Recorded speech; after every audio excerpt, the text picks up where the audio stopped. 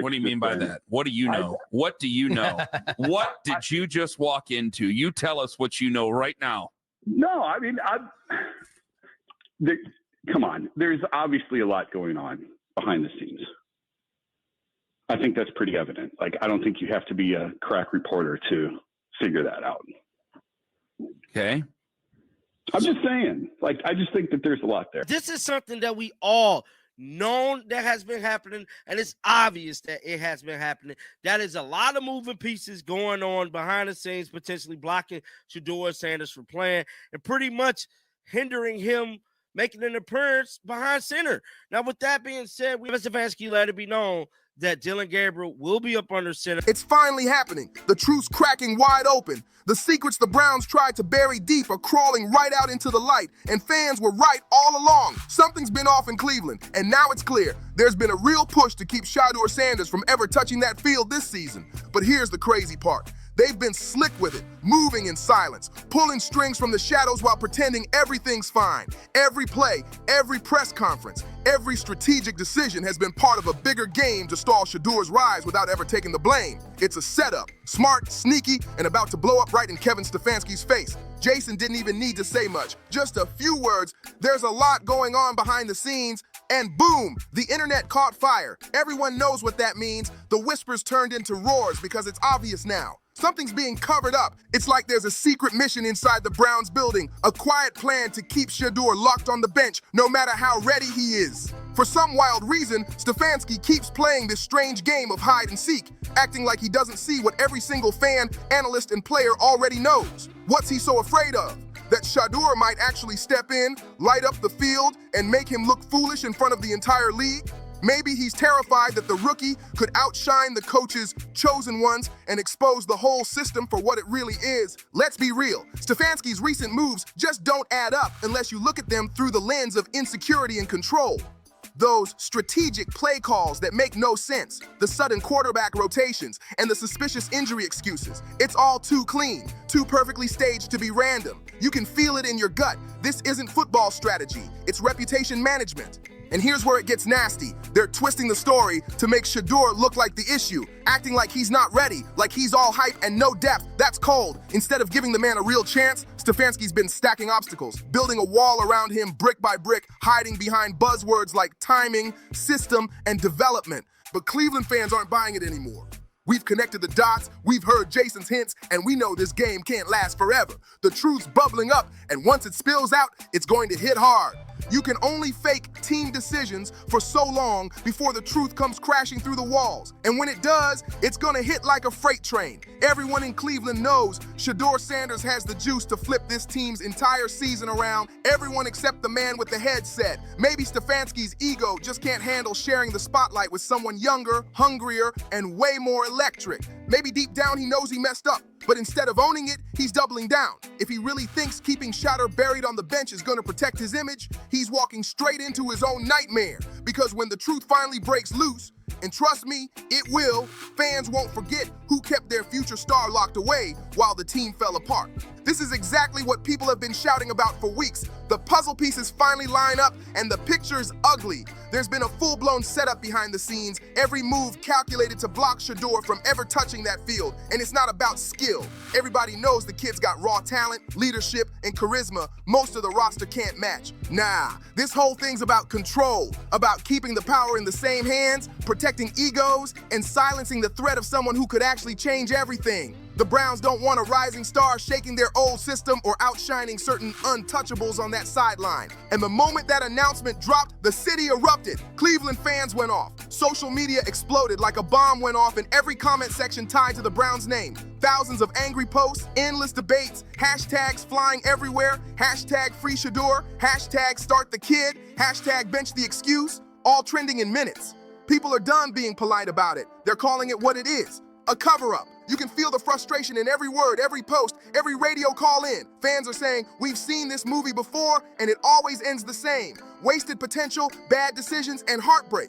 The city's tired of watching their team self-destruct because of stubborn leadership that refuses to evolve. Even insiders are starting to talk. Reporters who usually play it safe are now hinting that there's real tension behind closed doors. Coaches clashing, players whispering, and staff members quietly questioning why the best arm in the building is still holding a clipboard. It's chaos in slow motion, and the cracks are starting to show. And let's be honest, the more Stefanski tries to hide behind his so-called process, the more obvious it becomes that this whole thing's personal. He's protecting his image, not the future of the franchise. Because if Shador steps on that field and delivers, and everyone knows he would, Stefanski's entire plan collapses overnight. The fans aren't stupid anymore. They see through the politics, the fake smiles, and the empty press quotes. They know what's really going on. Fear. Fear of change. Fear of being exposed. Fear of losing control. But once that door opens for Shedeur Sanders, even for a single drive, Cleveland's never gonna look the same again. And now the locker room's starting to heat up too. You can feel the tension just from the way players move, talk, and even post online. The smiles look forced, the energy feels off, and whispers are spreading faster than game highlights. Some of the veterans are starting to side-eye the coaching staff, quietly asking the same question fans are screaming, why isn't Shedeur playing? It's not just fans losing faith anymore, it's people inside the building. Word is, a few key players have already voiced their frustrations privately, saying things like, this offense doesn't make sense without Shedeur running it. That's not gossip anymore. That's a crack in the foundation. Once players start doubting leadership, it's over. The chemistry breaks and trust turns into resentment. Meanwhile, Stefanski keeps doubling down in press conferences, saying things like, we're sticking to the plan, and we believe in the process. But come on. Fans aren't buying that corporate talk anymore. You can't keep preaching team unity while half your roster feels ignored and your most talented quarterback is collecting dust on the sidelines. The irony is wild. The guy they're trying to silence is the same one who could save their season.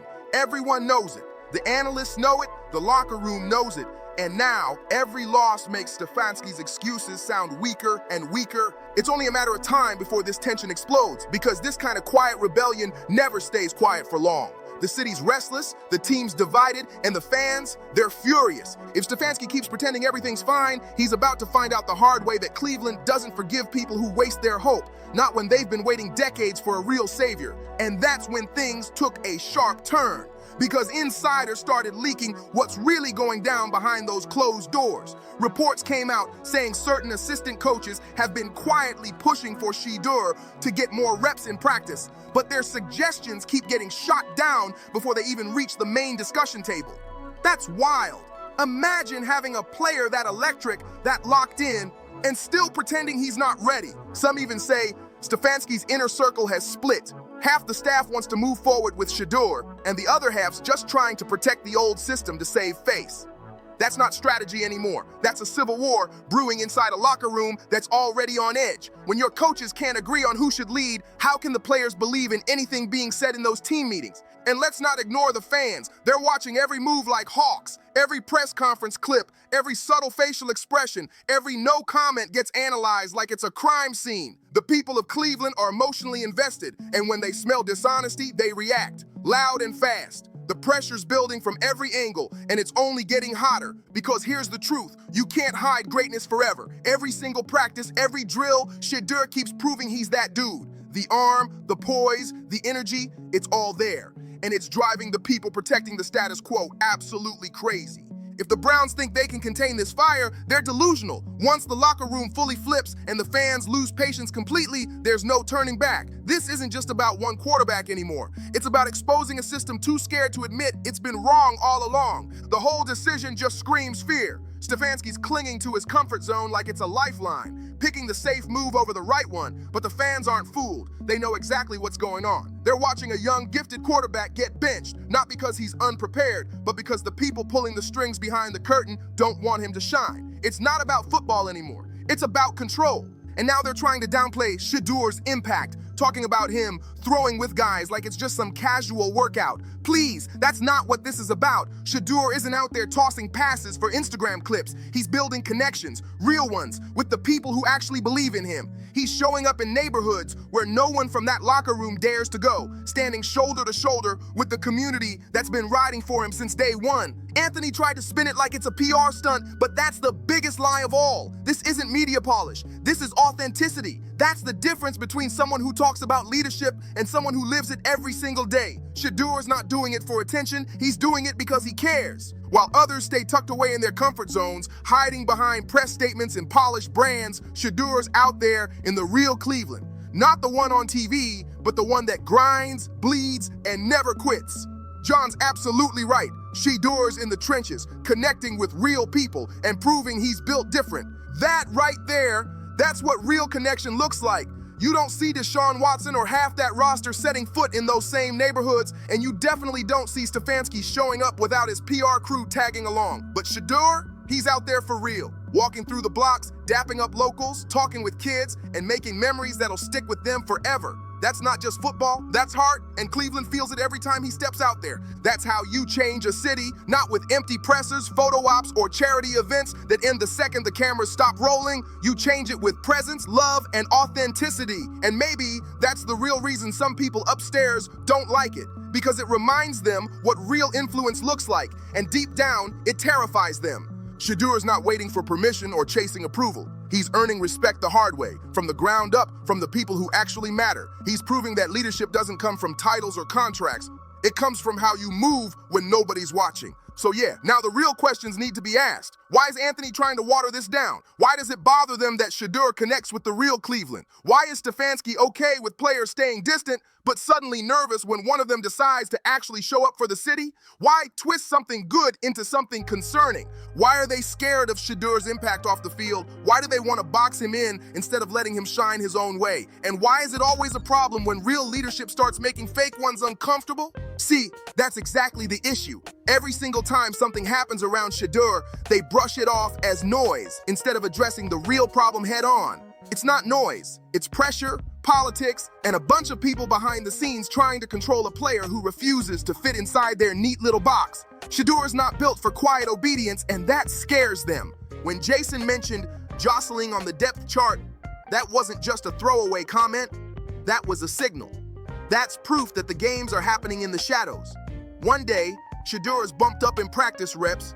The next, he's mysteriously bumped down, and suddenly, out of nowhere, there's talk of a back injury. Really? That's the best excuse they could come up with? It's the oldest play in the book. Stir up confusion, throw in a vague medical update, and call it all noise, so fans don't start asking real questions. But guess what? Fans are asking. They're watching closely now, and it's way too late to hide behind fake transparency. Every time Shedeur starts gaining momentum, something random just happens to appear and stall his rise. It's too predictable to be coincidence. And that's the truth nobody upstairs wants to admit.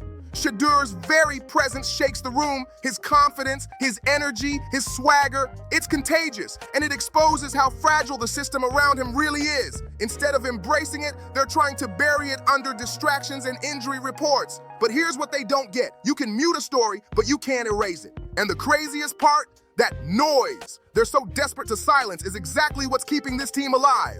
Every chant for Shedeur, every fan demanding answers, every viral clip breaking down Stefanski's decisions. That's passion. That's Cleveland fighting for something real again. But instead of listening, the organization's trying to drown it out like it's a threat instead of the heartbeat of the city. Insiders have started hinting that the tension's reaching a breaking point. A few anonymous players reportedly said the locker rooms split into two camps, the ones still defending the system and the ones who have had enough of it. And guess what? Most of the young guys, the hungry ones, they're riding with Shedeur. They see the spark he brings, the leadership, the swagger, the belief, and they want that energy leading them on Sundays. Meanwhile, Stefanski keeps acting calm, doing interviews like nothing's happening, dropping the same dry lines about execution and staying focused. But behind that poker face, you can sense the panic. Because once the locker room starts tilting towards Shedeur, there's no putting that genie back in the bottle. Every week that Shedeur sits while the offense keeps stalling, more fans lose faith. The city's pulse is turning against the coach, and it's becoming louder, sharper, harder to ignore. Even the national media is picking it up now.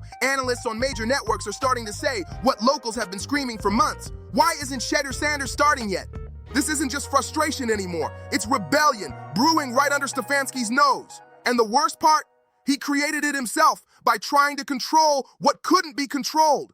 Because Shedeur is not just a player, he's a movement now. And the more they try to shut him down, the louder Cleveland's gonna get until that stadium shakes with one undeniable message: let the kid play. And now it's getting personal because people inside the organization are starting to leak details that make the whole thing look even dirtier. Word is, certain front office members have been quietly warning Stefanski that this situation is slipping out of control. They see the writing on the wall, the fan base is turning, the locker room's divided, and the media is circling like sharks that smell blood. But instead of owning it, Stefanski's reportedly digging in deeper, shutting down conversations about Shedeur, limiting his media exposure, and controlling who even gets to speak about him during press conferences. That's not leadership, that's panic management. The man's more focused on protecting his image than protecting his team's future. And get this, one insider claims Stefanski even rejected a team marketing pitch that featured Shedeur because he didn't want to send the wrong message about the depth chart. Are you kidding me? That's next level insecurity right there. Imagine having a star that fans adore, someone who could lift your entire brand, and you choose to hide him out of fear of optics. But the truth always leaks, and it's leaking fast. Reporters are piecing together timelines, players are dropping cryptic posts, and fans are doing full-blown detective work online. The hashtag #FreeShedeur isn't just trending, it's becoming a movement across the league. People from other cities are joining in, saying Cleveland's holding back one of the most exciting young quarterbacks in the game. And the pressure, it's only getting heavier. The Browns can try to control the narrative all they want, but the storm's already here, and it's too big to contain. Because once fans realize the problem isn't Shedeur Sanders, it's the people blocking him. The whole organization's about to feel the fallout, and no PR spin in the world can stop that explosion. Anthony just couldn't hold it in. That slick little smirk gave him away instantly. You could see the jealousy oozing off his face before he even finished his sentence. He tried to play it cool, acting like he was just asking questions about Shedeur's situation. But come on, that wasn't concern, that was envy dressed up in fake professionalism. He tossed out lines about the back injury like he actually cared, saying stuff like, "Do guys with back issues really fly across the country? Bro, why do you even care? You think Shedeur needs to report his flight plans to you before boarding his jet? Please, that's not football talk, that's ego talk." The truth is, Anthony can't stand seeing Shedeur shine without breaking a sweat. He's mad because Shedeur moves like a star, because he is one. He's got poise, class, and confidence that can't be faked, and it burns people who can't relate. He's the type who walks into a room and instantly owns it without saying a word, and that's exactly what drives jealous guys like Anthony insane.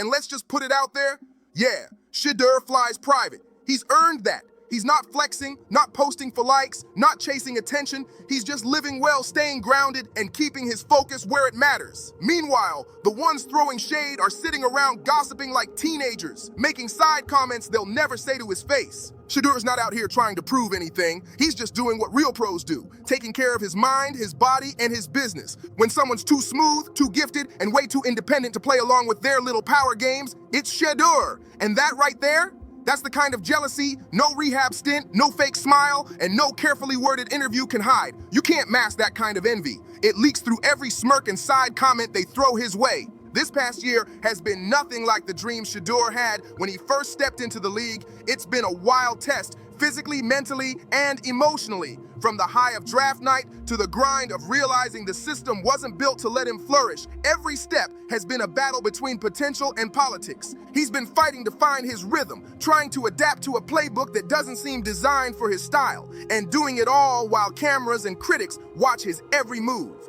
And now, with this whole injury narrative floating around, things have gotten even messier. Normally, when a player's really hurt, they're kept close to the facility. Trainers, doctors, constant check-ins. That's standard. But this situation, it feels different, distant, controlled, like someone's managing the optics more than the recovery. But sometimes, things take a different turn. Sometimes a player just needs space, not because he's giving up, but because he's trying to find balance again. That's where Shedeur is right now, caught in that tough space between pressure and patience, where every move he makes gets dissected, every word gets twisted, and every decision feels heavier than it should. You can see it, the tension, the silence, the staged answers in those pressers. It's all starting to make sense now. The strange interviews, the sudden injury rumors, the picture-perfect PR spins, none of it's coincidence. It all connects to one truth that's been brewing under the surface for weeks. Something shady has been happening behind the scenes to hold Shedeur Sanders back, plain and simple. And now that the truth is finally starting to leak, there's no hiding it anymore. Kevin Stefanski and the Browns can't control the narrative forever. The fans are awake, the media's watching, and Shedeur's name is louder than ever. So hit that like button, subscribe, and turn on those notifications because this story is only getting crazier from here. Drop your thoughts in the comments. What do you think is really happening behind the scenes with Shedeur Sanders? And I'll see you on the next one.